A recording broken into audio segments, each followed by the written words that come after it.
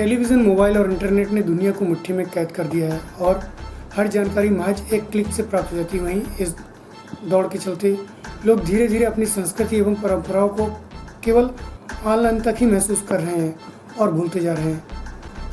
वहीं सरकार द्वारा लॉकडाउन के दौरान रामायण और महाभारत जैसे धारावाहिक प्रारंभ किए गए, जिन्होंने अपनी दूसरी पारी में काफ़ी लोकप्रियता हासिल की।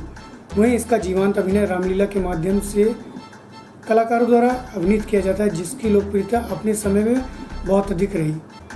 वहीं समय के साथ साथ इसकी मांग भी कम हो गई, लेकिन रीवा के नटराघव शरण मंदिर प्रांगण में विगत 179 वर्षों से यह परंपरा अनावरत जारी है, जिसकी शुरुआत रीवा के तत्कालीन महाराजा रघुराज सिंह द्वारा किया गया था। बताया जाता है कि महाराजा रघुराज सिंह एक बार काशी विश्वनाथ गए और रामनगर में रामलीला देख बहुत प्रभावित हुए और उसे रीवा में कराने का संकल्प लिया, जिसके बाद रामलीला का आयोजन प्रारंभ हुआ। इस दौरान होने वाला खर्च महाराजा रघुराज सिंह द्वारा दिया जाता था। साथ ही राम लक्ष्मण के लिए हाथी घोड़े एवं महंगे पोशाक भी प्रदान कर समापन के बाद कलाकारों को सम्मानित भी किया जाता था। विगत समय में यह रामलीला एक माह तक चलती थी, जो अब महज 12 से 15 दिनों में सिमट गई। बावजूद इसके जिले के आसपास लोग इस जीवांत के दर्शन करने आते हैं।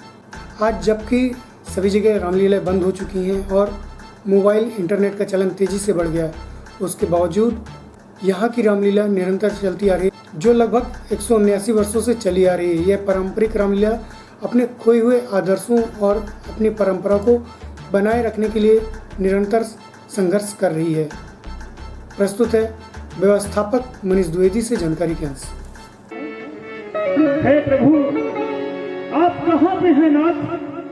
आप कहाँ पे हैं जो हमारी वेदनाओं को नहीं सुन पा रहे हैं? हे भगवान, ये आपदाई निशाचर पृथ्वी पे इतना अत्याचार करते जा रहे हैं। हे प्रभु, आपके अतिरिक्त संसार में ऐसा ये सब नहीं होगा।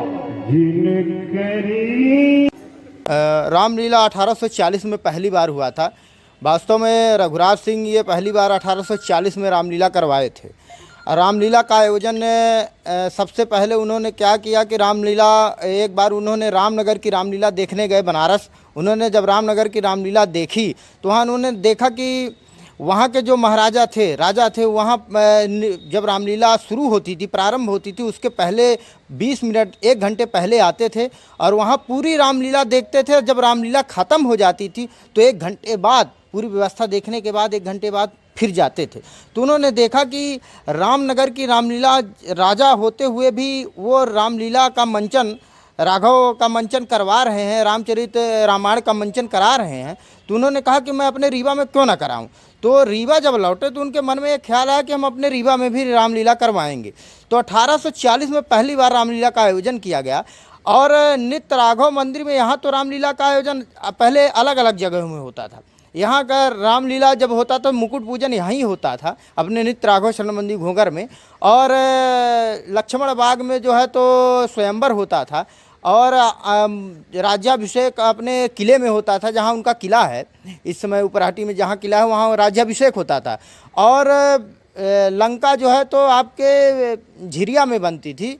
और इसी तरह जब रावण वध का जो कार्यक्रम होता था वो आपके एनसीसी ग्राउंड टीआरएस कॉलेज में होता था। अन्य अन्य जगहों में बिछिया में भी कार्यक्रम होता था।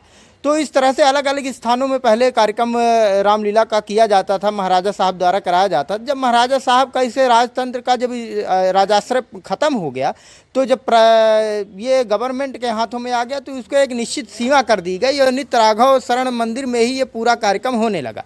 केवल एकमात्र कार्यक्रम जो है, 2 मात्र कार्यक्रम ऐसे हैं जो रावण वध का कार्यक्रम एनसीसी ग्राउंड में होता था और अभी अभी आज खबर मिली है कि रावण वध का कार्यक्रम जो है तो किले में होगा। आज इस वर्ष का कार्यक्रम लगातार कार्यक्रम चल रहा है। केवल राज्याभिषेक का कार्यक्रम आज भी किले में होता है।